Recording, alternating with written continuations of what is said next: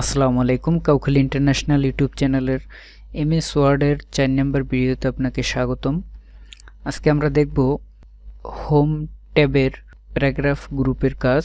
Paragraph গ্রুপে কিছু tools আছে, আপনারা সবসময় এমএস ওয়ার্ডের এই যে টুলসগুলো আছে ছোট ছোট, এগুলো নামগুলোকে মুখস্থ করে নেবেন, কোনটার কি নাম। যদি আপনার মুখস্থ না থাকে সেক্ষেত্রে কিন্তু আপনি আসলে কাজ করে আসলে শান্তি পাবেন না, শিখতেও আপনার অসুবিধা হবে।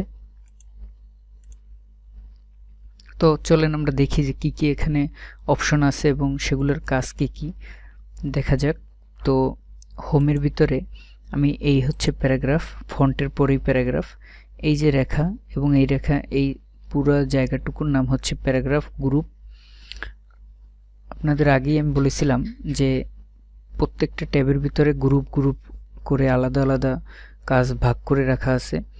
যেমন প্যারাগ্রাফের ভিতরে একদম প্রথমটা হচ্ছে বুলেটস, তারপর নাম্বারিং এর নিচে আছে দেখেন align left, centre, align right, justify, তারপরে আছে লাইন অ্যান্ড প্যারাগ্রাফ স্পেসিং, আছে শেডিং, আছে বর্ডার।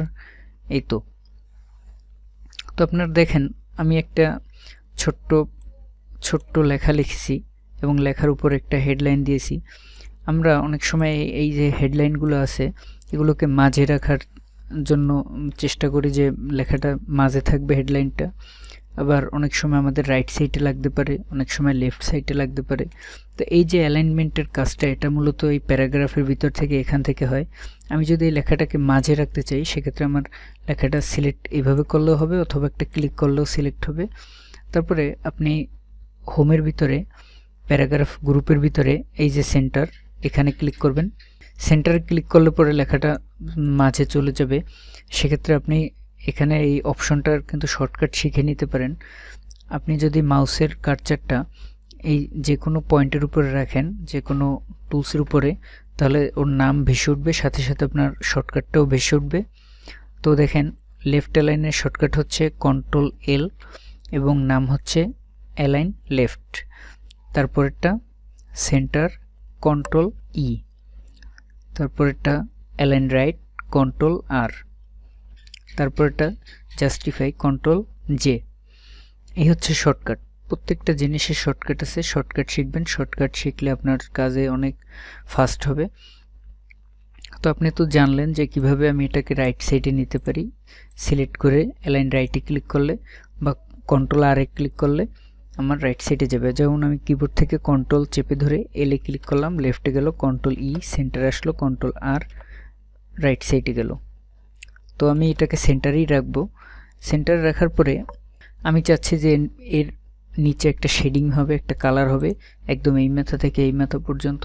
সেক্ষেত্রে আপনার এটাকে সিলেক্ট করতে হবে। সিলেক্ট করে এই যে শেডিং আছে এখানে যাব, তিরি ক্লিক করলাম, আমি যে কোনো একটা কালার চুজ করে দেব, একটা শেডিং দিয়ে দিলাম। শেডিং দেওয়ার পরে আমি এখান থেকে আমি এই যে কাউখালি ইন্টারন্যাশনাল পুরো একটা বর্ডার দিতে চাই চারপাশে ঘুরেই। তো সেক্ষেত্রে আমি সিলেক্ট করলাম। সিলেক্ট করার পরে আমি এখান থেকে বর্ডারে গেলাম, বর্ডারে যে আউটসাইড বর্ডার দিলাম, দেখেন চারপাশে একটা বর্ডার পড়ে গেছে, সুন্দর লাগছে, ঠিক না? আপনারা চাইলে বর্ডারটা কিন্তু বিভিন্ন ডিজাইন দিতে পারেন। সেক্ষেত্রে সিলেক্ট করে এইভাবে সিলেক্ট করতে হবে। সিলেক্ট করার পর বর্ডারে যেতে হবে, বর্ডারে যাওয়ার পর নিচে বর্ডার অ্যান্ড শেডিংয়ে যেতে হবে। এখান থেকে অনেক ধরনের বর্ডার আছে, আপনি যে কোনোটা চুজ করতে পারেন। তো আমি এখান থেকে একটা বর্ডার চুজ করে ওকে দিলাম। এই যে দেখেন বর্ডার পড়ে গেছে, তবে বর্ডারটা অনেক চিকুন হয়েছে। তো আমি এটাকে একটু মোটা চাই, এর জন্য আবার সিলেক্ট করলাম, বর্ডার অ্যান্ড শেডিংয়ে গেলাম, গিয়ে এখান থেকে উইথ এই যে সাইজটা আমি বড় করে দিলাম, তারপর ওকে দিলাম। ঠিক আছে? তো এগুলো প্র্যাকটিস করতে হবে। কাজ শিখতে হলে কিন্তু প্রচুর পরিমাণে প্র্যাকটিস করতে হয়, নয়তো আপনি ভুলে যাবেন। দেখা যাবে একবার দেখছেন পরে আপনি পেরে গেছেন, কিন্তু প্র্যাকটিস করেন না বিধায় পরবর্তীতে কিন্তু এটা মনেই থাকবে না। এর জন্য প্রতিদিন প্র্যাকটিসের কোনো বিকল্প নেই। তো যাই হোক, আমি নিচের একটা প্যারাগ্রাফ লিখছি বলছিলাম, এটাকে দেখেন আমার বাম সাইডে একদম অ্যালাইনমেন্টটা সুন্দর, একটা লাইনের পিছনে নিচে একটা লাইন একদম স্ট্রেট আছে, কিন্তু রাইট সাইডে দেখেন একটা লাইন ছোট একটা লাইন বড় এইভাবে আছে। তো আমি চাইতেছি দুই সাইড এরকম সমান হবে। ঠিক আছে, সেক্ষেত্রে আপনাকে এটা সিলেক্ট করতে হবে। সিলেক্ট করে জাস্টিফাইতে ক্লিক করতে হবে, প্যারাগ্রাফের ভিতর জাস্টিফাই। দেখেন সুন্দর হয়ে গেছে, 2 সেট মিলে গেছে। আর আপনি যদি চাইতেন যে জাস্টিফাই না, আপনি ডাইন সাইডটা সমান থাকবে আর বাম সাইড এলোমেলো থাকবে, তাহলে আপনি এটা সিলেক্ট করে এভাবে আপনার অ্যালাইন রাইট দিতে পারতেন। বা আপনি চাইতেছেন সেন্টার ঠিক থাকবে, 2 পাশে এলোমেলো থাকুক, সেটাও পারতেন। এটা সম্পূর্ণ আপনার ইচ্ছা, কাজের উপরে। তো আপনি বলতে পারেন যে লেখাগুলো আসলে গায়ে গায়ে ঢুকে গেছে, যে এই লাইনের ভিতরে আর তার পরের লাইনের ভিতরে কোনো গ্যাপ নেই, আপনি একটু গ্যাপটা বাড়াইতে চান বা কমাইতে চান, সেক্ষেত্রে লেখাটা সিলেক্ট করতে হবে। সিলেক্ট করে লাইন অ্যান্ড স্পেসিং প্যারাগ্রাফে যে এখান থেকে রিমুভ স্পেস আফটার প্যারাগ্রাফ, এই অপশনটা সবসময় রিমুভ করে দিবেন। দেওয়ার পরে আবারও ক্লিক করবেন, তারপরে 1.15 দিয়ে দেবেন, বা 1.15, 1.5, 2.0, 2.5, 3.0, যেরকম আপনার গ্যাপ দরকার সেরকম দিবেন। তো আমি 1.5 দিয়ে দিলাম, এই যে হয়ে গেল।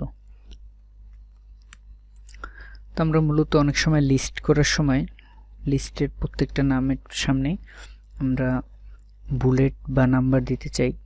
যেমন আমি কিছু নাম লিখব, SAJIB, সজীব, হিমেল, তানবীর, ইয়াসিন, জুলি ইত্যাদি। তো আমি চাইতেছি প্রত্যেকটা নামের শুরুতে একটা করে সিম্বল হবে, সেক্ষেত্রে আমাকে এইভাবে সিলেক্ট করতে হবে। সিলেক্ট করে তারপরে এই যে প্যারাগ্রাফের ভিতরে এখানে প্রথম অপশনটার নাম হচ্ছে বুলেটস, বুলেটসে যান। এই যে বিভিন্ন ধরনের বুলেটস এখানে আছে, আপনি এগুলা চাইলে এইভাবে দিয়ে দিতে পারেন, ঠিক আছে। তো আমি এই গোলটা দিলাম। বা আপনি চাইলে এখান থেকে নাম্বার দিতে পারেন, এই তীরে ক্লিক করেন, নাম্বার, বুলেটের পরেরটাই হচ্ছে নাম্বার, নাম্বারে গিয়ে 1 2 3 4 5, ঠিক আছে। এভাবে আপনি দিতে পারেন, যেমন 1 2, তারপর একটা ব্র্যাকেট আছে 1 2 পরে, এদিকে রোমান, এদিকে ABCD, ঠিক আছে। এটা আপনি যেটা মন চায় সেটা দিন, ABCD ছোট হাতেরটা আছে। তো 4 নাম্বার ভিডিওটা আসলে ছোট করে দিলাম।